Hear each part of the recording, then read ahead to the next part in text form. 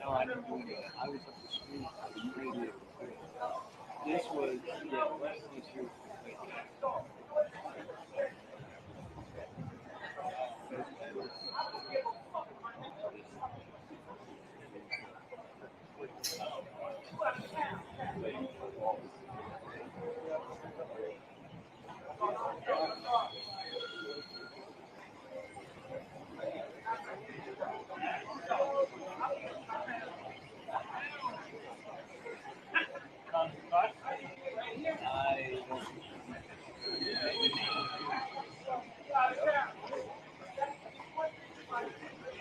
Yeah, that was here for that, and then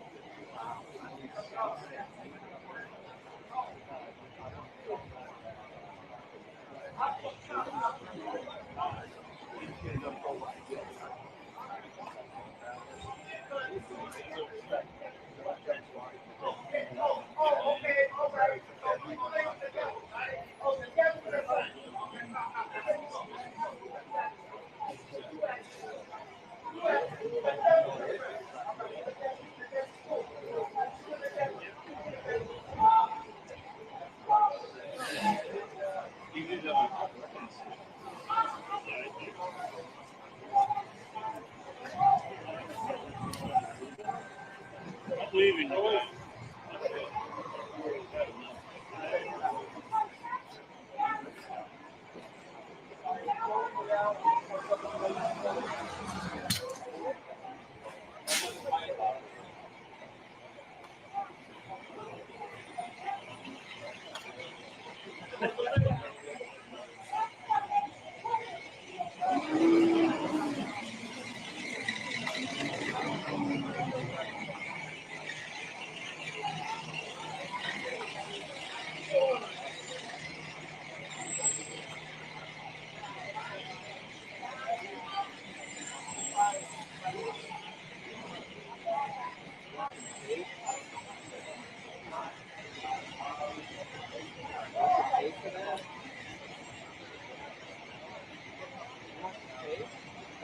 No, I found the perfect way now because I put the pork under some salt. Thank you so much.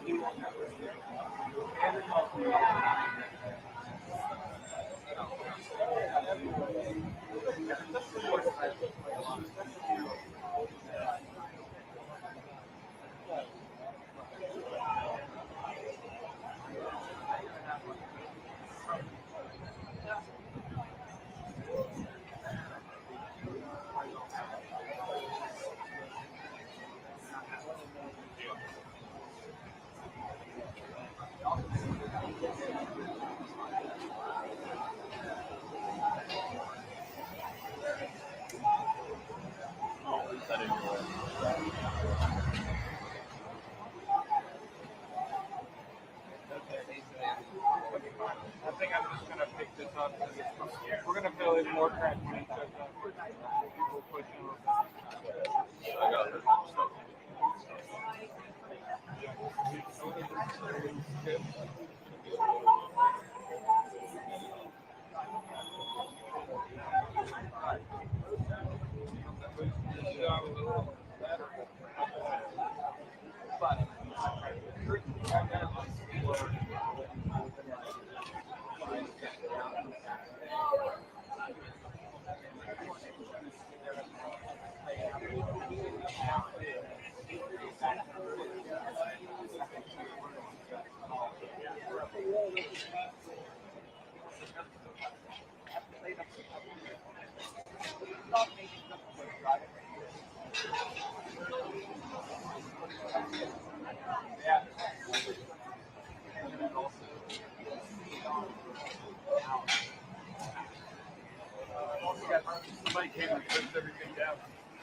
Like everything had to be that's all I can do.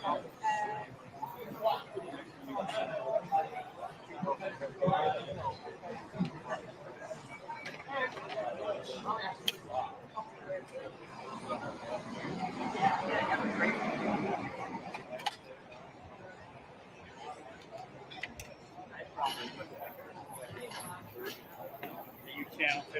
Yeah. I think you're stronger than me.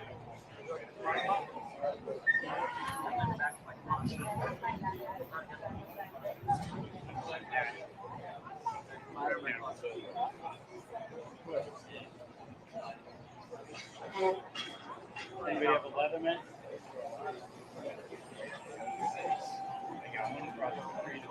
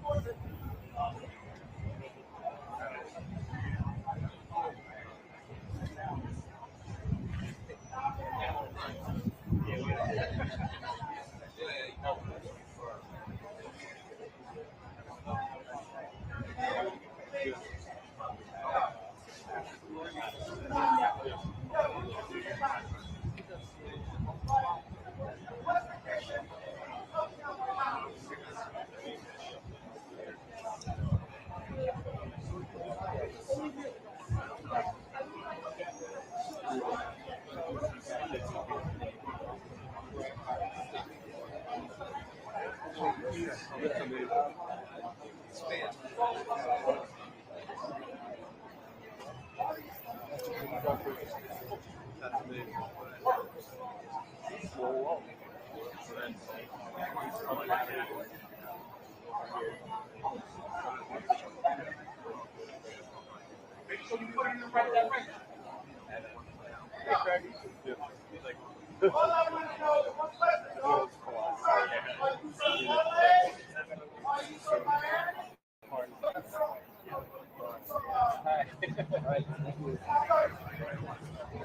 it fell off, and I'm trying to fix it. But maybe sound a professional to help, because I'm not having any luck in the back on. I know. I'll keep trying.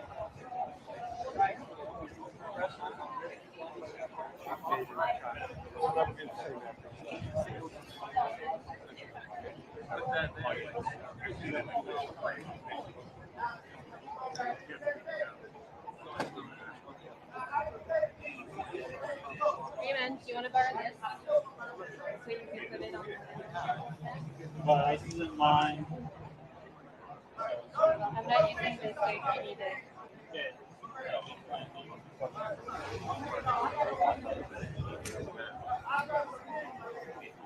Someone else might as well.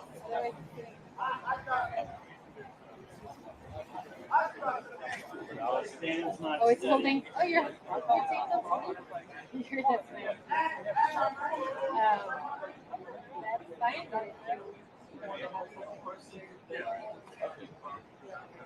That's fine. But I just recommend.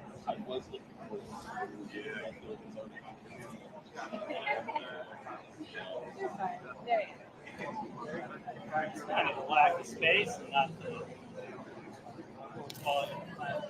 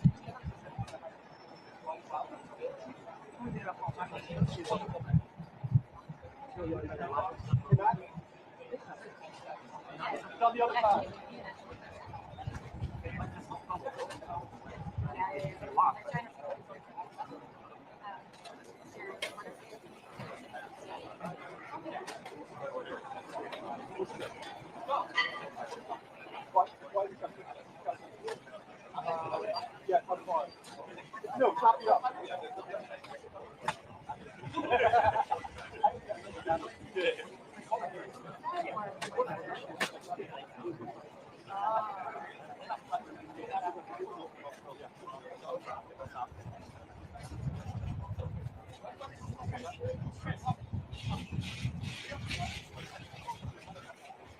That looked like yes.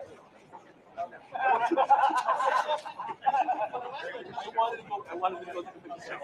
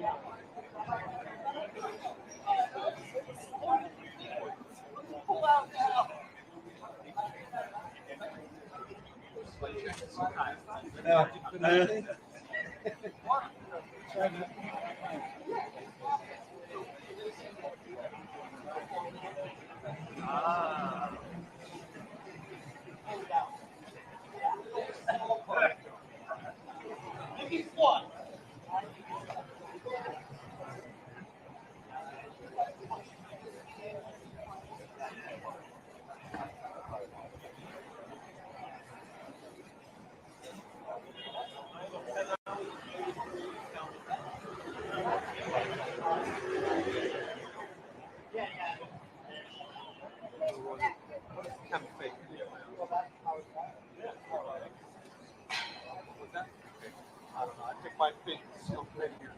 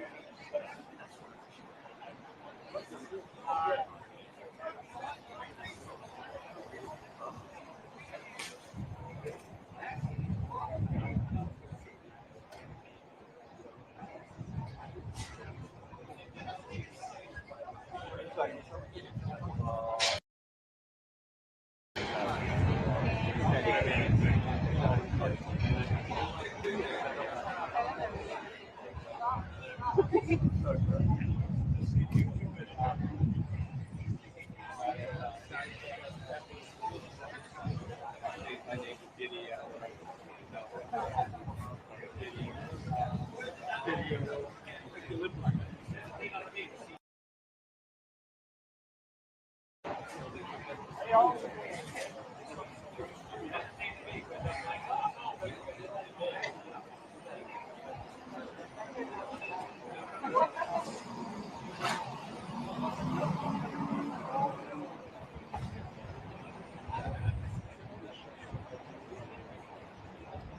the camera? Got camera with you? I just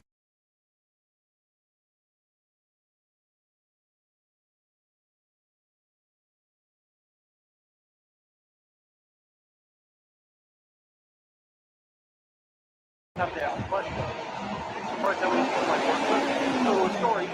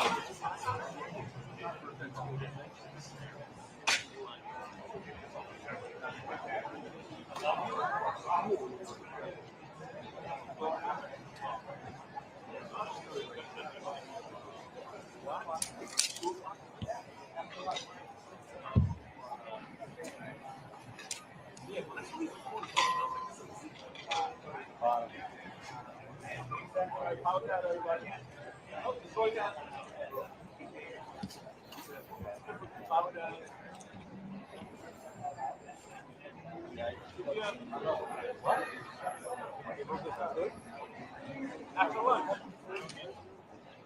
there's an email going around. It wasn't me.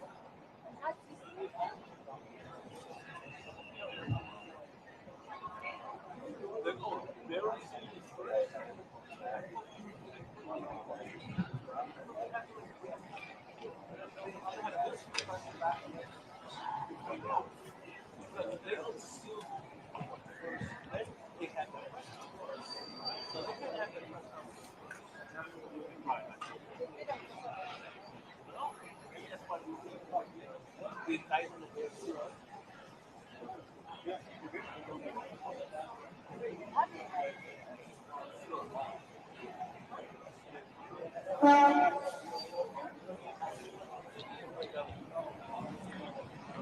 this is on my page.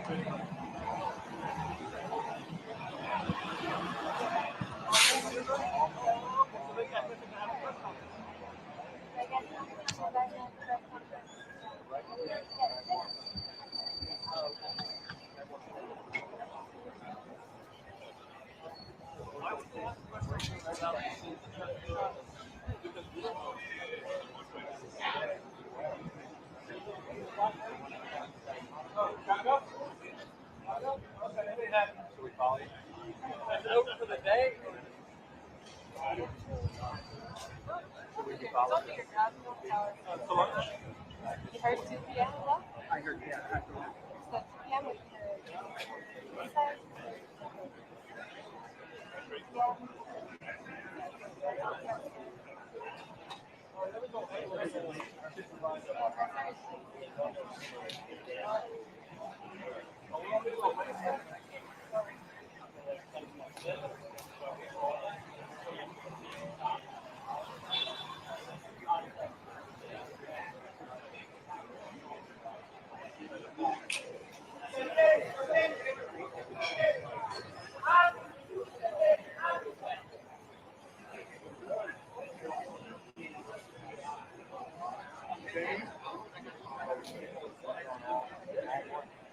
1, 2, 2, 2, 2, 3, 4, 5, 6, 7, 8, 10. 1, 2, 2, 3, 4, 5, 6, 7, 8. Oh, 9, 8, 7, 6, 5, 4, 3, 2. What? It ain't happening. After lunch is what I'm here right now. Again, this is what everyone's saying after lunch. I'm here after lunch.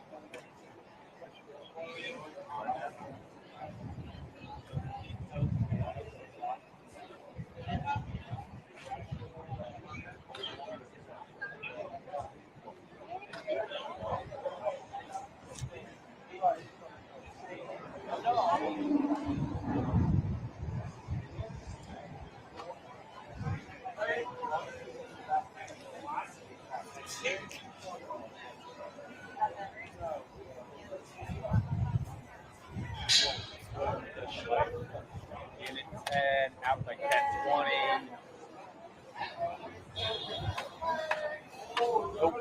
Nope.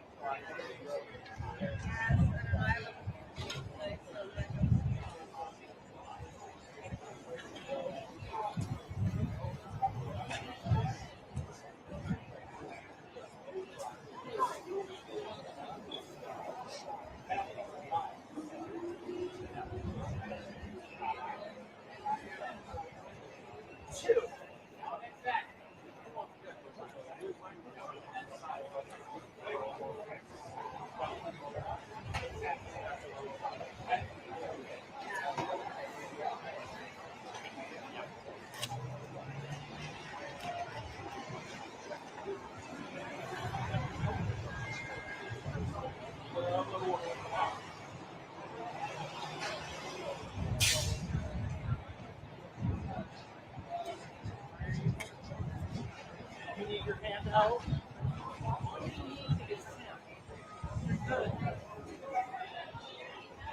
I have to have Shannon and Dee.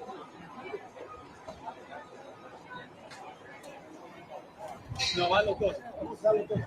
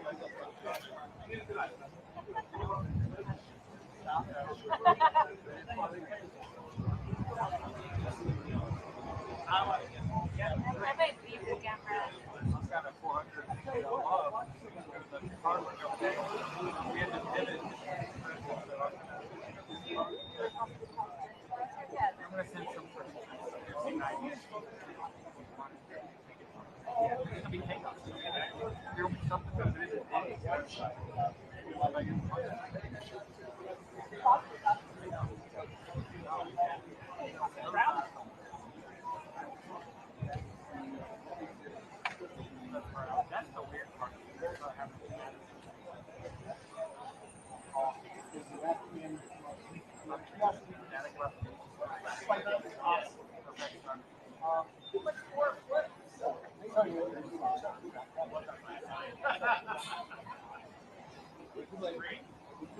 the like my father's garage. That building.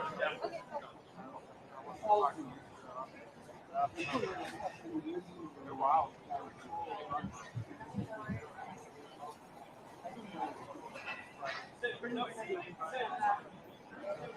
Yeah.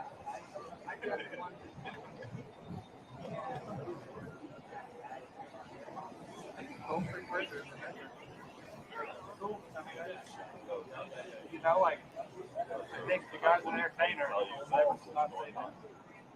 Come on.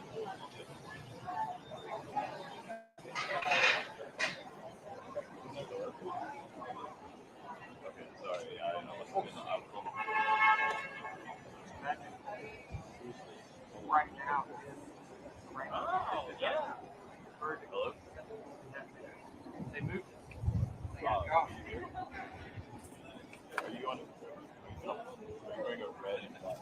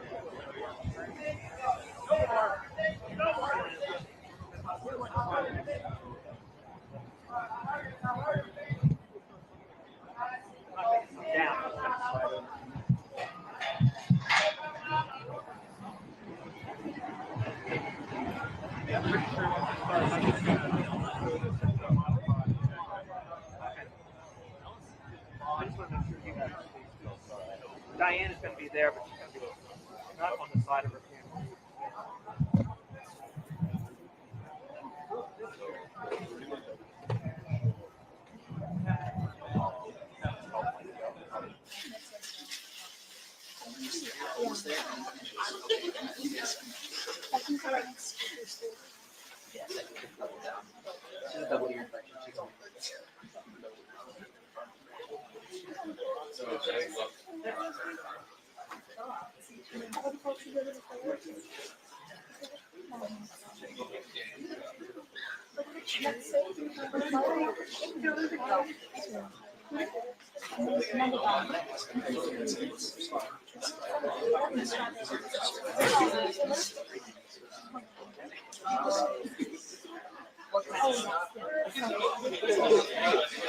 got worried that was going to pop over her.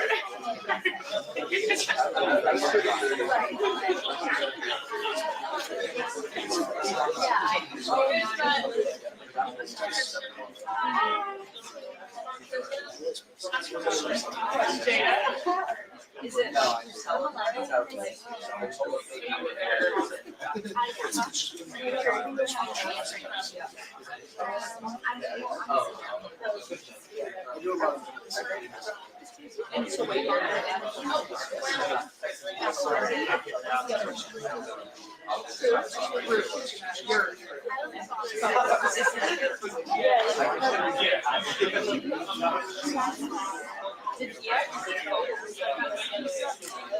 Well, it looks like you should have probably done wood.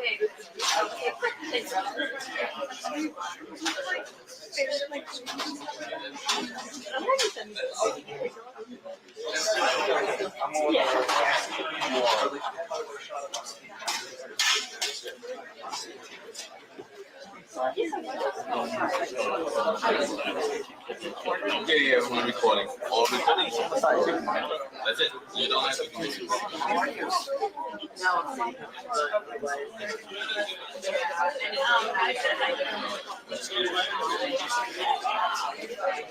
For one second. They are making it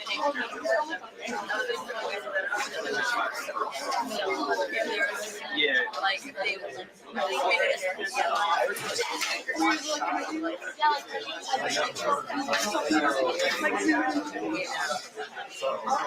were here since fine.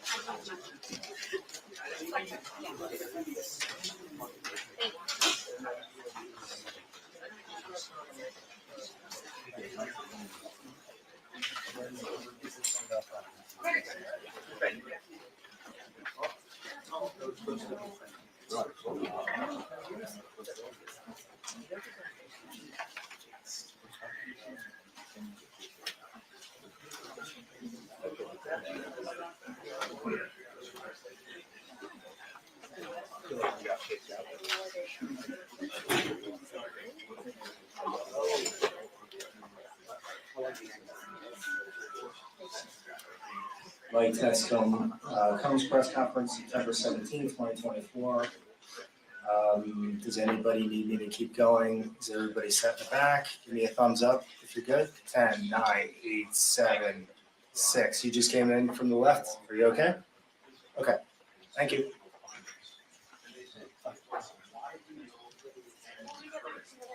Yeah. Thanks. We're going to be close to on time. Maybe 5 minutes late.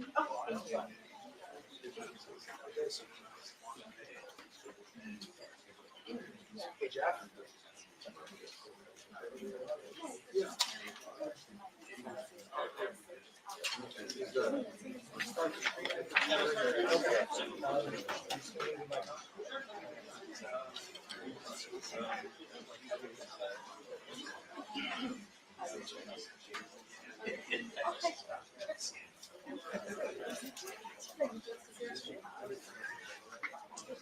Oh, okay.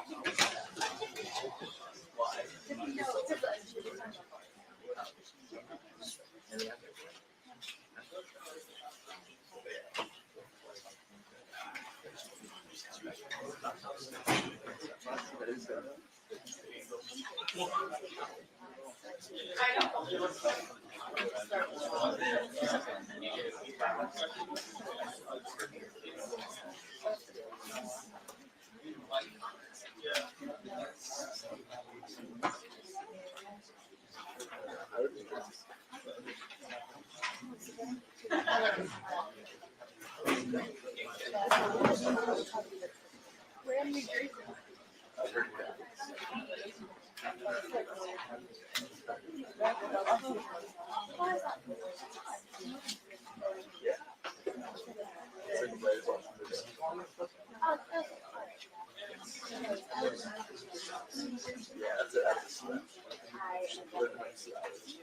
Hey, I'm going to start.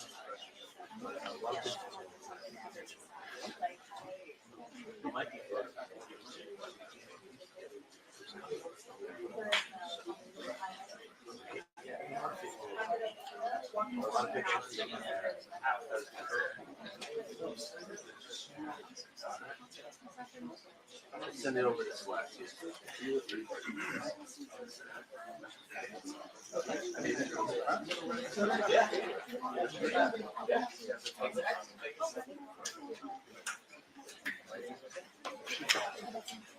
Now front, please. Now front. Now. Julia.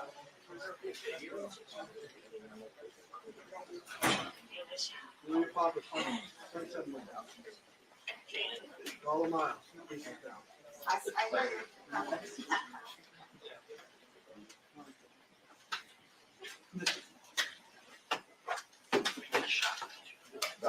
That was fast. Julia. Yes.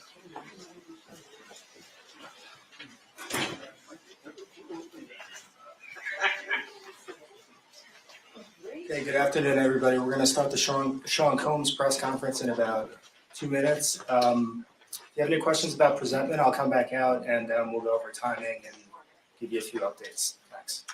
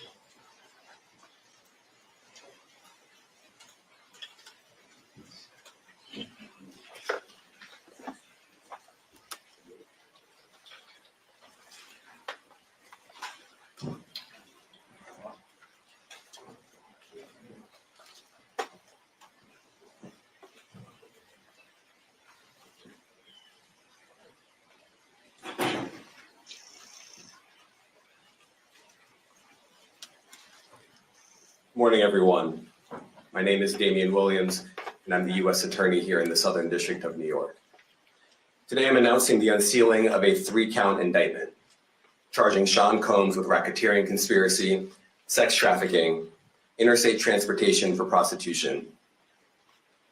The indictment alleges that between at least 2008 and the present, Combs abused, threatened, and coerced victims to fulfill his sexual desires, protect his reputation, and conceal his conduct. As alleged in the indictment, to carry out this conduct, Sean Combs led and participated in a racketeering conspiracy that used the business empire he controlled to carry out criminal activity, including sex trafficking, forced labor, kidnapping, arson, bribery, and the obstruction of justice. Let me say a little bit more about the charges. The indictment alleges that Combs abused and exploited women and other people for years, and in a variety of ways. As alleged, Combs used force, threats of force, and coercion to cause victims to engage in extended sexual performances with male commercial sex workers, some of whom he transported or caused to be transported over state lines. Combs allegedly planned and controlled the sex performances, which he called freak-offs, and he often electronically recorded them. The freak-offs sometimes lasted days at a time, involved multiple commercial sex workers, and often involved a variety of narcotics, such as ketamine, ecstasy, and GHB, which Combs distributed to the victims to keep them obedient and compliant. As alleged, when Combs didn't get his way, he was violent, and he subjected victims to physical, emotional, and verbal abuse so that they would participate in the freak-offs, and that Combs hit, kicked, threw objects at, and dragged victims, at times by their hair. On one occasion in March of 2016, that conduct was captured on video and later reported in the media. Specifically, Combs kicked, dragged, and threw a vase at a victim in a Los Angeles hotel when the victim was attempting to flee. As alleged, these assaults often resulted in injuries to the victims, which took days or weeks to heal. In addition to the violence, the indictment alleges that Combs threatened and coerced victims to get them to participate in the freak-offs. He used the embarrassing and sensitive recordings he made of the freak-offs as collateral against the victims. And the indictment alleges that he maintained control over the victims in several ways, including by giving them drugs, by giving and threatening to take away financial support or housing, by promising them career opportunities, by monitoring their whereabouts, and even by dictating their physical appearance. Because of all of this, the indictment alleges that the victims did not believe they could refuse Combs without risking their security or facing more abuse. The indictment also alleges other acts of violence undertaken by Combs and others, including violence against witnesses to his abuse, kidnapping, and arson. The indictment alleges that on more than one occasion, Combs carried or brandished firearms to intimidate and threaten victims and witnesses. Now, Combs did not do this all on his own. As I mentioned, Combs has been charged with RICO conspiracy. He used his business and employees of that business and other close associates to get his way. Those individuals allegedly included high-ranking supervisors in the business, personal assistants, security staff, and household staff. The indictment alleges that those individuals facilitated the freak-offs. They booked the hotel rooms and stocked them with the supplies, including drugs, baby oil, personal lubricant, extra linens, and lighting. When the hotel rooms got damaged, they helped clean it up. They arranged for victims and commercial sex workers to travel for the freak-offs, and they delivered large quantities of cash to Combs to pay for the commercial sex workers. The indictment also alleges that they helped Combs cover up his crimes. During the March 2016 incident at the LA hotel that I mentioned earlier, a member of the hotel security staff intervened, and Combs attempted to bribe the staff member with a stack of cash to make sure that what happened was kept quiet. And as the indictment alleges, in late 2023, after public allegations were made about Combs's crimes, he and others pressured witnesses and victims to stay silent, including by making phone calls to witnesses and victims and giving them a false narrative of what they had experienced. And as alleged, Combs used others to help conceal his abuse by monitoring and preventing victims from leaving a location in order to hide their injuries, or by locating and contacting a victim who had attempted to flee. As part of this investigation, in March of this year, special agents from HSI executed search warrants at Combs's residences in Miami and Los Angeles. They also executed a warrant for Combs's electronic devices. During those searches, agents seized evidence of the crimes charged in this indictment. They seized firearms and ammunition, including 3 defaced AR-15s and a large capacity drum magazine. They also seized evidence of the freak-offs, electronic devices that contained images and videos of the freak-offs with multiple victims. And they seized cases and cases of the kinds of personal lubricant and baby oil that Combs' staff allegedly used to stock hotel rooms for the freak-offs, more than 1,000 bottles altogether. Here are some of the items that we recovered during the searches.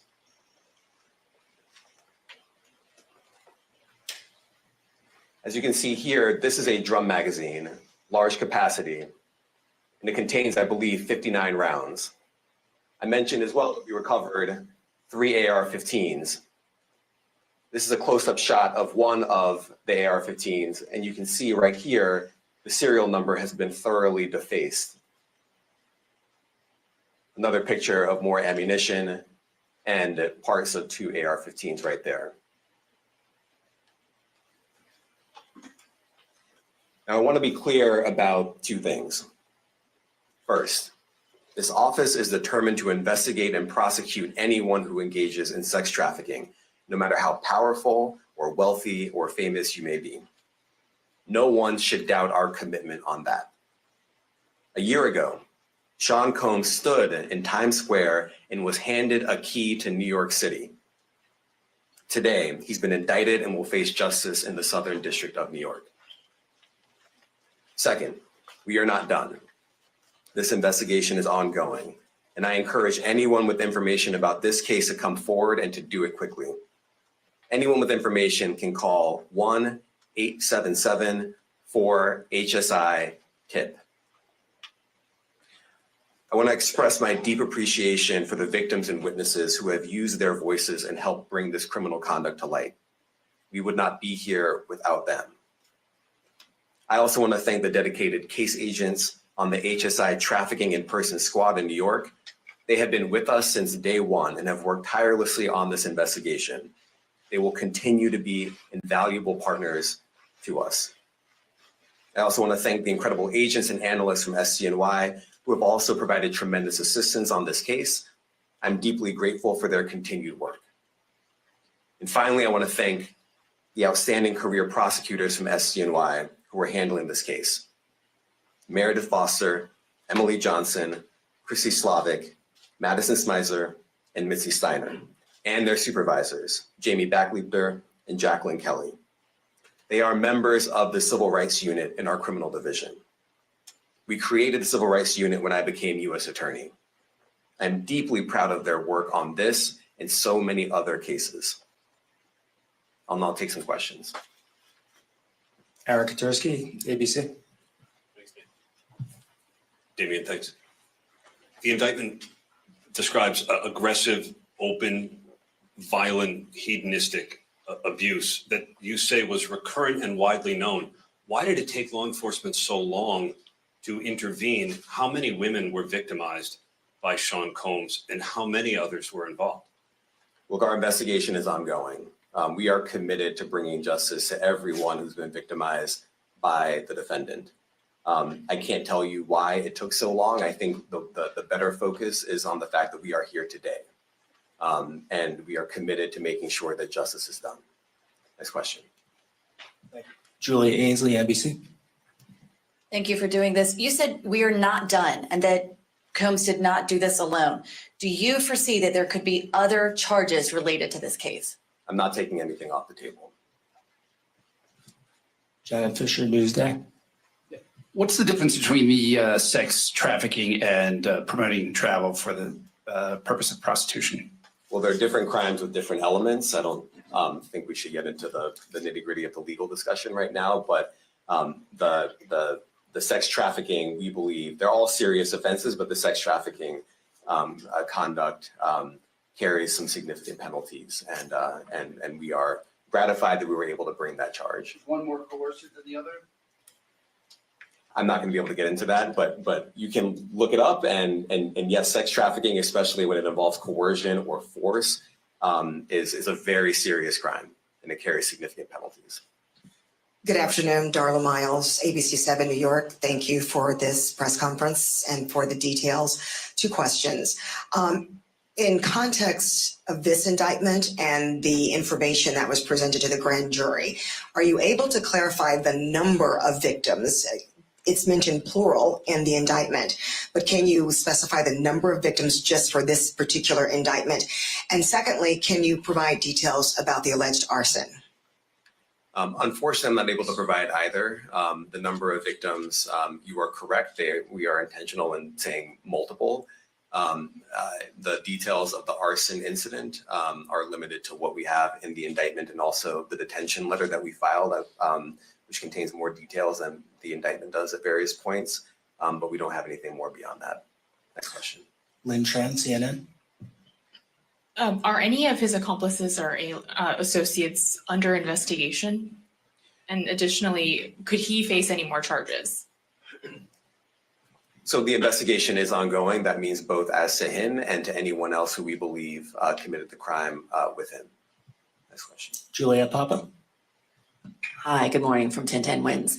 Any indication that some of the women or victims here were imprisoned in his residences? And did he have locations where he kept them and were not allowed to leave? And also, he's indicted here, although there were searches and raids in LA, Miami. Why in New York? Well, I'm biased. I'm the U.S. Attorney in the Southern District of New York. I think that we have an outstanding track record of bringing some of the most impactful, sprawling, complex, difficult sex trafficking, human trafficking, labor trafficking, you name it. The Southern District of New York can do it, and so we're very proud of that. And so the scope and complexity of this investigation isn't something that we ran from. It's something that we embrace, and we will continue to do that. As to your question about whether he imprisoned anyone, all I can say is that, I mentioned this March 2016 incident where something was caught on video where a victim was attempting to flee, and there was violence that was associated with it. Was that at the residence or a hotel? That was at a hotel. Matthew Lee, Inner City Press. Thanks a lot. Does your office intend to seek remand, or are you reaching a bail package? And if you're willing, how would you contrast this with the R. Kelly case in EDNY in terms of the elements? Thanks. So we will be seeking detention. We have filed a letter laying out our reasoning for seeking pretrial detention. I'm not going to be able to expand beyond what's in the letter, but it contains all of the reasoning, and it contains the law as well. There is a presumption of detention in a case like this, and we think that's warranted. John Anise, New York Daily News. Thank you. I was hoping to get some more detail about the searches of his residence, the guns, the cases of lubricant, and the videos. Where were they found amongst his residence? Were they all scattered around the houses in one place? So I kind of wanted to just get a better picture of how that stuff was found. Well, look, I think that some of the details that you're seeking are in the detention letter. So, for instance, some of the AR-15s, 2 of the 3 DeFace AR-15s were found in his bedroom closet in Miami, broken down into parts along with magazines with ammunition loaded in them. So some of that detail is in the detention letter. Beyond that, I'm not going to be able to get into where other items were stored. Ben Kochman, Post. Hey, thanks for doing this. Your office was the office that had been prosecuting Jeffrey Epstein before he died in custody. I have not read your detention memo yet. It's the first thing I'm going to do after this ends. But does the memo address, or is your office concerned with Combs's safety in custody, given what happened with Epstein? So we are concerned with anyone's safety whenever they are detained prior to trial. It's part of our obligations to keep people safe as well. It's part of the criminal justice system. So, but I do not draw any sort of connection between Jeffrey Epstein's suicide and what may or may not happen to any other defendant while they are detained pre-trial. And of course, the decision whether to detain the defendant will be up to a judge. Our position is that pretrial detention is warranted under the law and based on the facts of this case. And I'll leave it at that. Are some of the prosecutors on this case some of the same prosecutors that had been handling that or that worked on the Maxwell case? So I'm not going to get into the staffing. I will say that this team, this group of AUSAs, this incredible group has been working on this case around the clock, and they've had their hands full. Next question. Gus Rosendale, NBC News. Good morning, sir. Combs' attorney said that his client has been cooperative with investigators. He said that this morning. I was wondering if you would have a reaction to that. Let me just say this. I think that generally and with increasing frequency, the word cooperative or cooperating has taken on tremendous elasticity and it no longer really bears any relation to what the word means when we use it in a very specific context. So responding to lawful process and the like does not qualify as cooperation when we use that term here. Mike Sisak, AP. Thanks. To that end, Was there any discussion of Mr. Combs surrendering? I understand he was taken into custody at a hotel in Manhattan last night, and maybe that wasn't the plan. Can you elaborate on how that came about and why that was? I'm not going to be able to get into any sort of operational details as to how he was taken into custody and when. He is in custody right now. He will be appearing in court later today. Was there any discussion of him surrendering, given they claim he's cooperating? I'm not going to be able to get into law enforcement tactics or operations.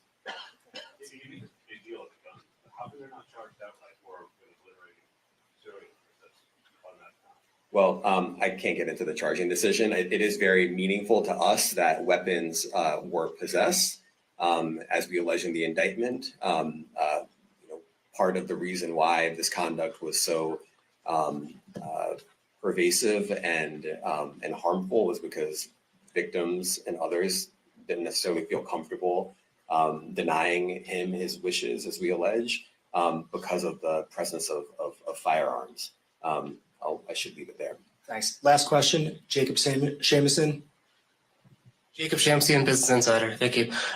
Given that he's the sole defendant in this case and that you allege he's part of a conspiracy that involves members of his companies, do you anticipate a superseding indictment that bring allegations against other members of his companies or other co-conspirators as well?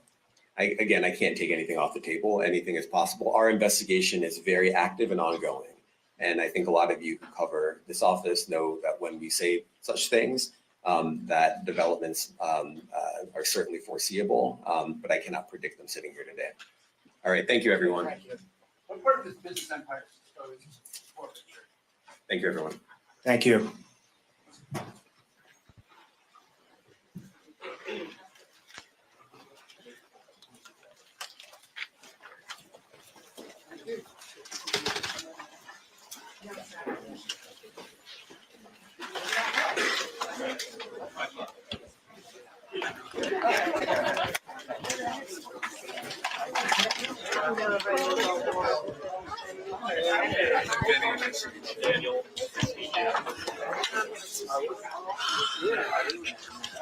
I feel like I'm 8 or 12 in the morning. This one was out.